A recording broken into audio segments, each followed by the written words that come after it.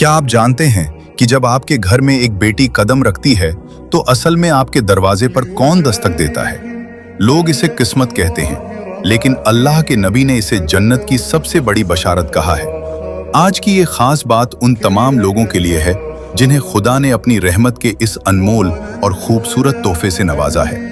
अल्लाह के नबी फरमाते हैं कि जब किसी के यहाँ लड़की पैदा होती है तो आसमान से फरिश्ते खास तौर पर उस घर की तरफ रुख करते हैं।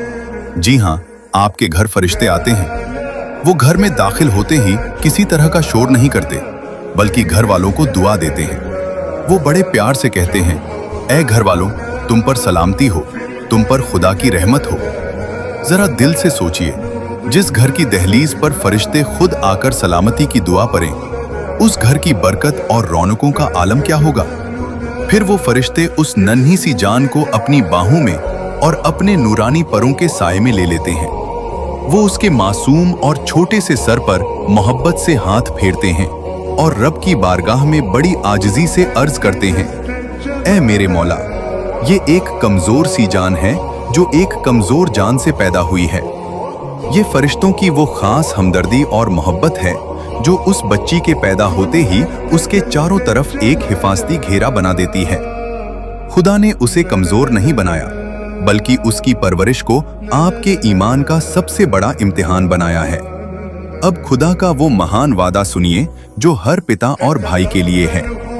जो शख्स इस मासूम और कमजोर जान की परवरिश की पूरी जिम्मेदारी उठाएगा, उसे दुनिया की किसी भी मुश्किल या मुसीबत से डरने की रत्ती भर भी जरूरत नहीं है, क्योंकि खुदा का वादा है कि जब तक वो अपनी उस बेटी का मजबूत सहारा बना रहेगा, कयामत के दिन तक खुद खुदा की मदद और नुसरत उसके साथ रहेगी। बेटियां कभी बोझ नहीं होती। बेटियां तो वो जरिया हैं जो एक बाप के लिए जन्नत के 8 दरवाजे खोलती हैं और भाई के लिए दुनिया में इज्जत का सबब बनती हैं। इसलिए अपनी बेटियों को कभी बोझ नहीं, बल्कि खुदा की सबसे कीमती रहमत समझें। उनके साथ कभी भी किसी तरह की ज्यादती या नाइंसाफी न होने दें, क्योंकि उनकी एक छोटी सी मुस्कुराहट में ही खुदा की रजा और उसकी खुशी छिपी है। हमेशा याद रखिए, जिसकी मदद खुद खुदा करे, उसे दुनिया की कोई भी ताकत कभी हरा नहीं सकती।